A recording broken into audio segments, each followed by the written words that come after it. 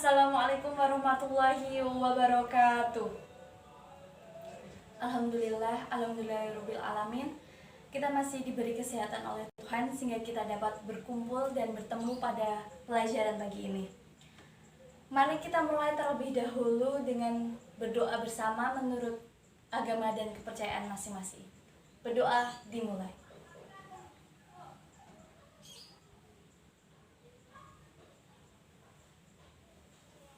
Berdoa selesai. Baik, ada yang tidak masuk hari ini? Ibu absen terlebih dahulu ya.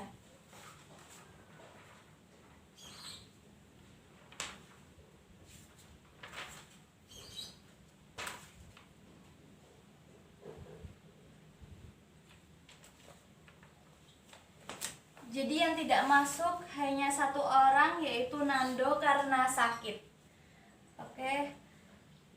Hari ini kita akan belajar mengenai unsur dan aspek kebahasaan pada karya sastra novel. Di sini di kelas ini ada yang sudah pernah membaca karya novel?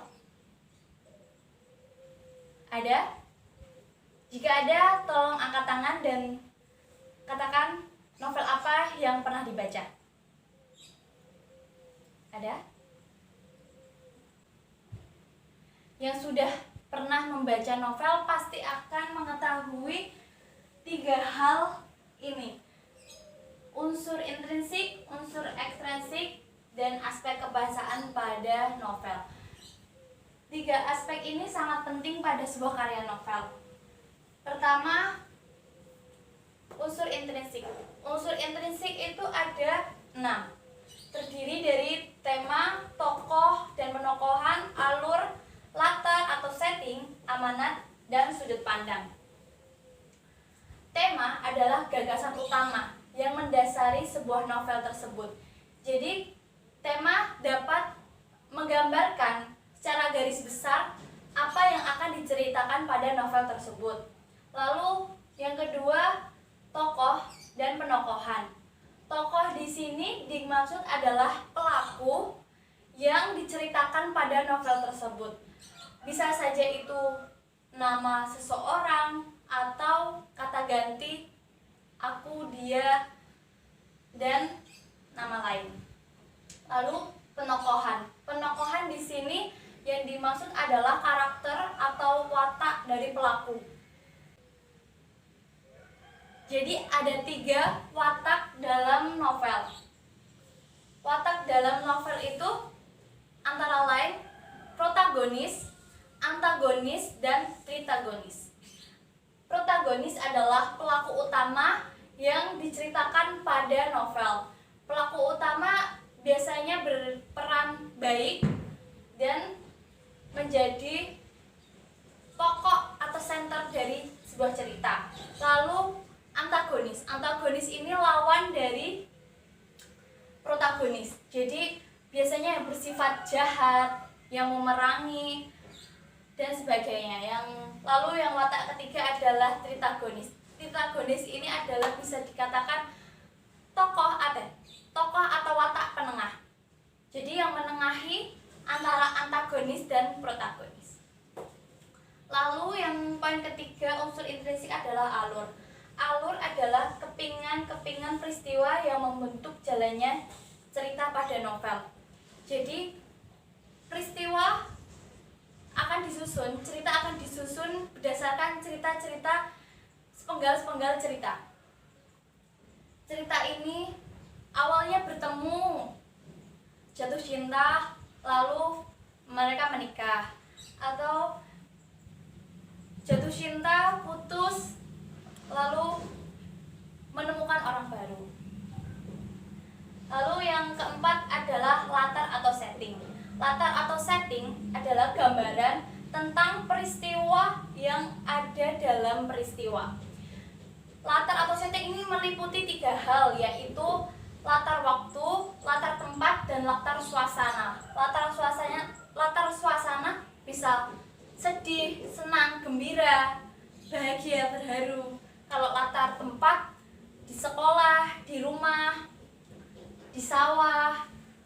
perkebunan, di jalan. Lalu untuk latar waktu pagi, siang, pukul 9, pukul 8 dan sebagainya. Untuk amanat adalah pesan tertentu yang disampaikan melalui cerita dalam novel.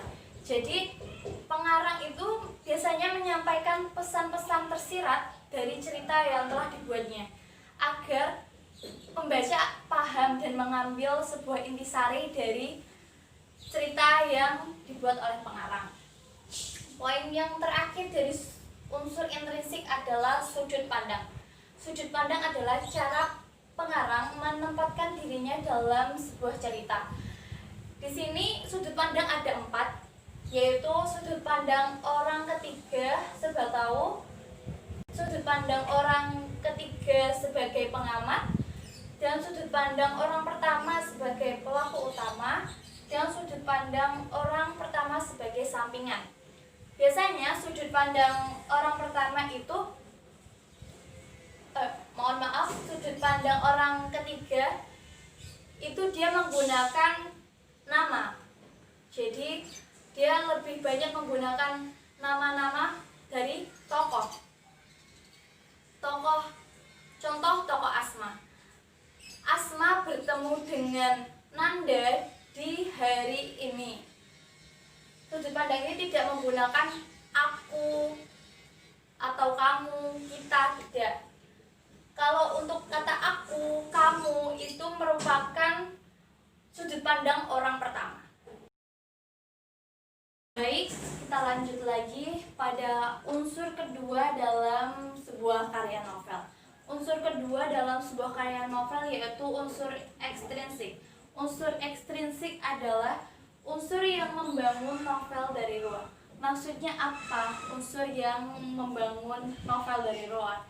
Jadi unsur ekstrinsik ini unsur yang tidak dapat kita temui dari unsur intrinsik. Jadi unsur ekstrinsik ini bisa berupa kepengarangan. Siapa pengarang novel yang telah kita baca, biografi pengarang, dan sebagainya. Lalu yang kedua, latar belakang dari sebuah karya novel. Latar belakang pengarang untuk membuat, pasti ada kisah di balik sebuah novel yang tercipta, entah sebuah gagasan atau pemikiran. Nah, itu latar belakang dari sebuah novel. Yang ketiga adalah nilai-nilai yang diangkat dalam sebuah novel. Kebanyakan dan hampir dapat dipastikan sebuah novel yang ditulis oleh pengarang pasti akan memiliki nilai-nilai lebih, entah itu nilai sosial, nilai politik, nilai ekonomi. Ada nilai yang disampaikan yang secara tidak sadar kita menikmati nilai tersebut dan mengambil nilai-nilai tersebut. Lalu unsur novel sudah selesai. Lalu ketiga adalah aspek kebahasaan. Aspek kebahasaan pada sebuah karya novel itu ada 5. Guru dapat mengkategorikannya ada 5, yaitu pertama, terdapat konotasi, kata atau kalimat konotasi. Yang kedua, terdapat kalimat denotasi. Ketiga, kata baku. Keempat, kata non baku. Dan kelima, majas. Untuk majas, banyak sekali jenis majas yang dapat digunakan. Majas perbandingan, lalu hiperbola, personifikasi, dan sebagainya. Baik, dari ketiga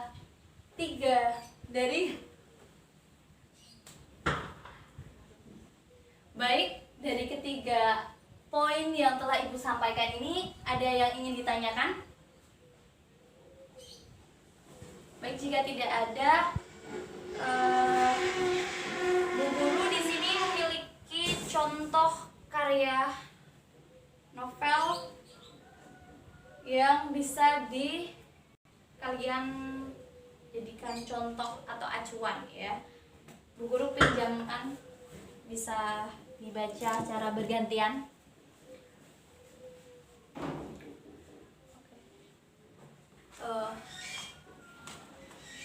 Baik, jika tidak ada pertanyaan, silahkan kalian membuat kelompok yang terdiri 4-5 orang. Terserah kalian ingin berkelompok dengan teman sebangku Anda, teman belakang Anda, atau sahabat satu geng dengan Anda. Silahkan 4-5 orang. Di sini Ibu Guru sudah mempunyai kutipan novel dari film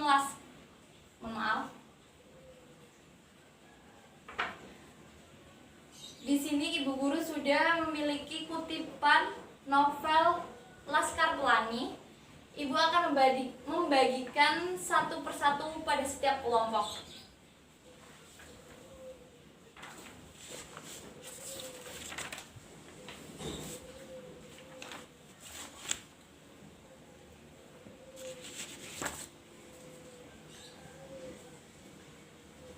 Sudah mendapatkan semua?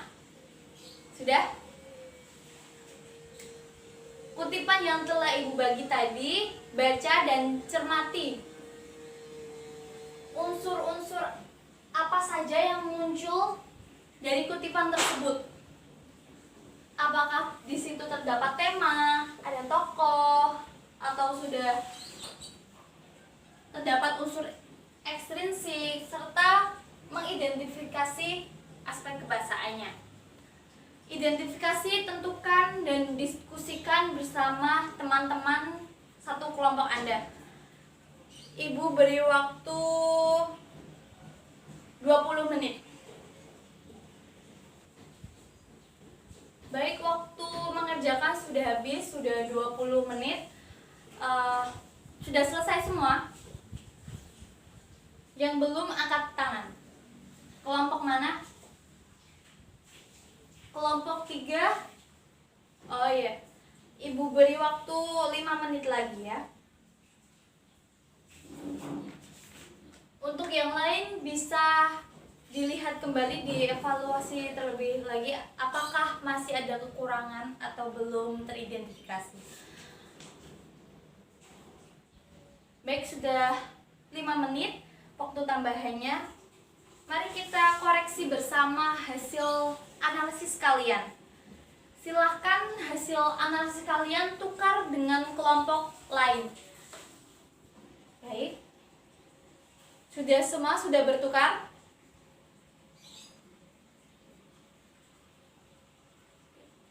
Mari kita mulai untuk mengoreksinya. Beri komentar serta pembetulan atas jawaban yang salah, dan beri nama kelompok yang mengoreksi, korektor kelompok itu, lalu kembalikan kepada kelompok yang asli.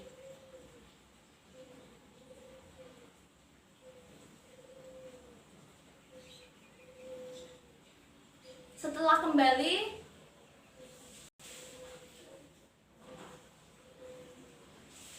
baik, sudah memegang semua hasil pekerjaan masing-masing yang sudah dikoreksi? Sudah? Kalau sudah, silakan perbaiki sesuai dengan komentar dan koreksi yang telah teman-teman berikan. Jadi semisal kesalahan ada pada analisis aspek kebahasaan, maka diperbaiki sesuai dengan komentar yang telah diberikan. Misal pada struktur, pada unsur ekstrinsik, maka diperbaiki juga.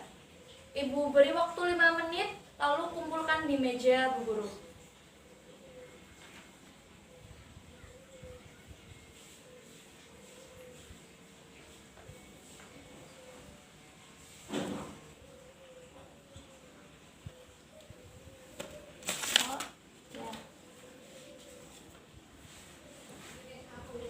Baik, sudah dikumpulkan semua? Kalau sudah dikumpulkan, berarti sudah selesai. Jadi ada yang ingin menyimpulkan pelajaran apa yang kita peroleh pada hari ini? Ya. Mungkin dari Lando ingin menyimpulkan pelajaran hari ini apa? Ya, bagus sekali, Lando. Baik. Ada yang ingin bertanya? Ada yang masih kebingungan dengan unsur intrinsik, unsur ekstrinsik, serta aspek kebahasaan pada karya novel? Silakan ditanyakan.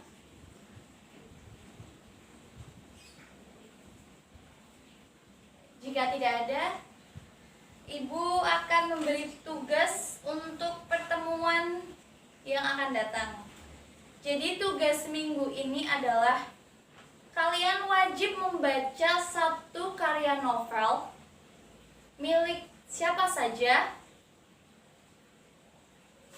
Lalu kalian harus mencatat atau mengidentifikasi secara singkat atau menentukan poin-poin utama unsur-unsur intrinsik dan ekstrinsik dari novel yang telah kalian baca. Oke? Alhamdulillah, hari ini kita sudah belajar mengenai unsur dan aspek kebahasaan karya sastra novel. Baik, Ibu akan akhiri pertemuan pada pagi hari ini. Jika ada yang ingin bertanya, silahkan ditanyakan pada kesempatan ini sebelum Ibu tutup. Jika tidak ada, saya akhiri. Wassalamualaikum warahmatullahi wabarakatuh. Tetap semangat, jangan lupa tugasnya dikerjakan.